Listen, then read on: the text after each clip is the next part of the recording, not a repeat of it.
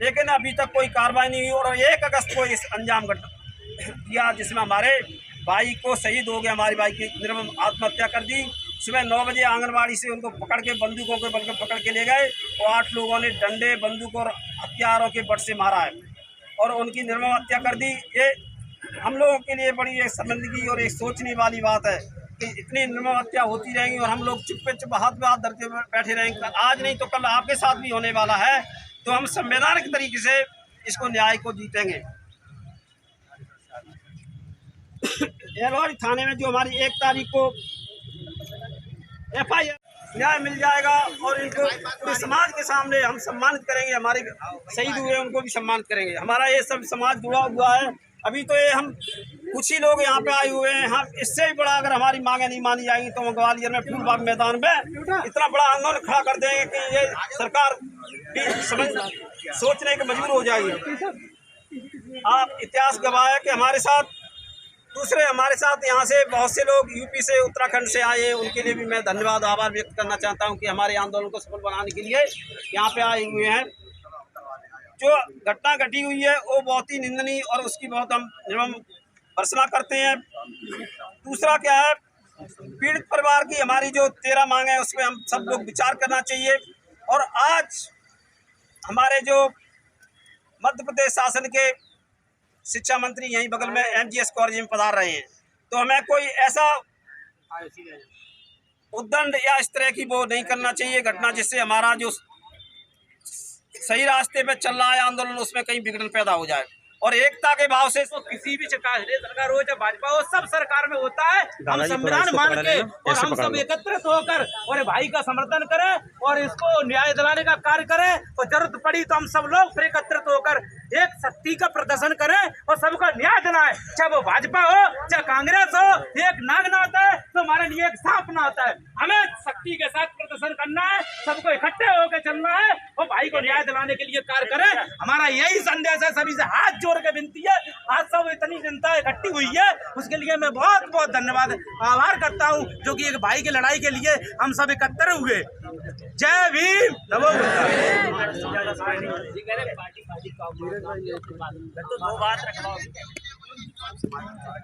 अब इसी के बाद में हमारे केशव सिंह जाटव जी आए और वो भी बहुत ही थोड़े समय में अपनी बात रखें।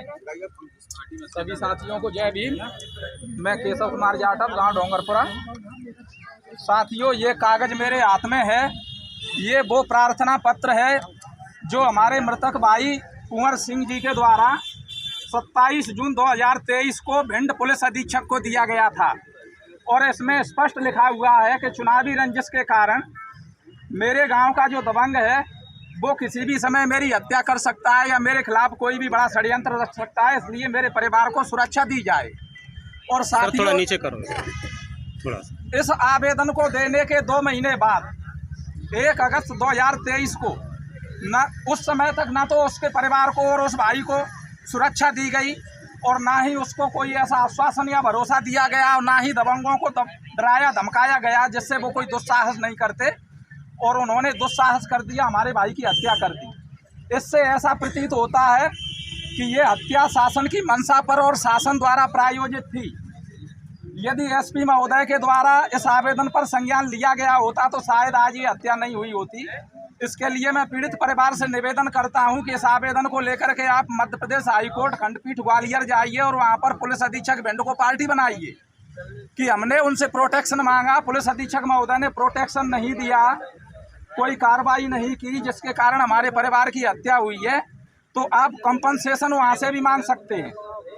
अब रही बात हत्या की साथियों, तो सबसे पहले तो मैं अपने मृतक भाई के चरणों में नमन करता हूँ और उसके बाद अपने समाज के भाइयों से कहना चाहता हूँ कि इस देश में ये नई घटना नहीं है।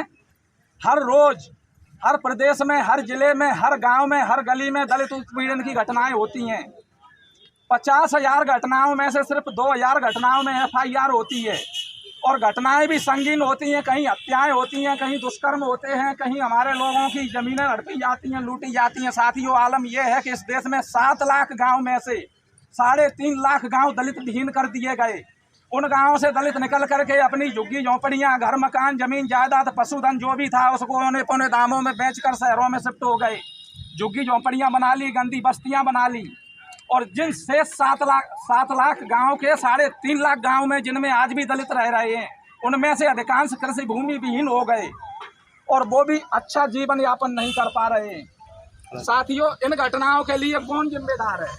कुछ हद तक हम स्वयं जिम्मेदार हैं, क्योंकि बाबा साहब अम्बेडकर ने कहा था कि हम स्वाभिमान के लिए किसी भी चीज को कुर्बान कर सकते हैं, लेकिन किसी भी चीज के लिए हम स्वाभिमान को कुर्बान नहीं कर सकते। कार्ल मार्क्स ने कहा था कि दुनिया के शोषितों वंचितों एक हो जाओ, शोषणकारी व्यवस्था के खिलाफ विद्रोह कर दो, क्योंकि खोने के लिए तुम्हारे पास है ही क्या, लेकिन जीतने के लिए संसार पड़ा है। रास्ता की जंजीरों को तोड़ना होगा मेरे भाइयों। इसी के साथ महानिंदनीय घटना है, जबकि हमारे भाई की हत्या हुई, हत्या होने के बाद परिवार के लोगों को घेरा जा रहा है। इन अन्यायी लोगों को भारतीय जनता पार्टी के शासनकाल में इनको गिरफ्तार अभी तक क्यों नहीं हुए? क्या कारण है? इनका संरक्षण है। ये भारतीय जनता पार्टी को ये सही और सच्चाई की बात है, जब तक इस शासन को उखाड़ के नहीं फेंकोगे तब तक तुम्हारा अन्याय अत्याचार रुकने वाला नहीं है। और शांति रूप में मांग करेंगे, हमारे भाई की जो हत्या हुई है उसमें 1 करोड़ रुपए शासन प्रशासन प्रदान करे और हमारे बहन की, बच्चे की, किसी न किसी की नौकरी और हथियार, इनके लिए हथियार भी जरूरी है और सुरक्षा मुहैया कराए। हथियार, बंदूक का हथियार दे करके ये हमारी मांगे हैं और शांति रूप में हम अपनी बात रखेंगे। कहीं भी ज्ञापन देने के लिए जाएंगे तो ऐसा ना लगे कि हो हंगामा नहीं, बिल्कुल शांति रूप में अपनी बात रखेंगे। बस इतनी सी बात कहकर अपनी वाणी को विराम देता।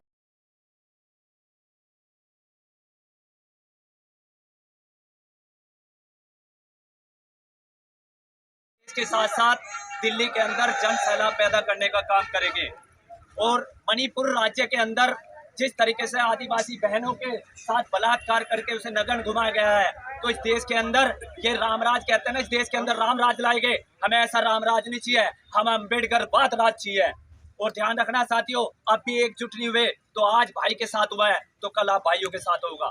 और पुलिस प्रशासन का तो कुछ कहना ना, ये पब्लिक सर्वेंट है, लेकिन ये सरकार ने अपने गुलाम बनाकर रख लिए। अगर कोई एससी समाज का FIR दर्ज करवाने जाता है तो उसका मुकदमा दर्ज करते हुए कतई डरते हैं, लेकिन अगर किसी मिनिस्टर, किसी मंत्री, किसी विधायक की आज तक लड़के के साथ हत्या हुई या किसी बहन बेटी के साथ उनकी आबरू लूटी, अगर आबरू लूटी है तो केवल एससी समाज के बच्चों की और उन बहन बेटियों की लूटी है। तो हम लोग नेशनल भीम आर्मी की ओर से उत्तर प्रदेश के अंदर जन सैलाब पैदा करेंगे। अगर जुट पड़ी मध्य प्रदेश के अंदर तो हम वहां से ट्रेन भर भर के लाने का काम करेंगे। जय भीम, जय संविधान, जय भारत।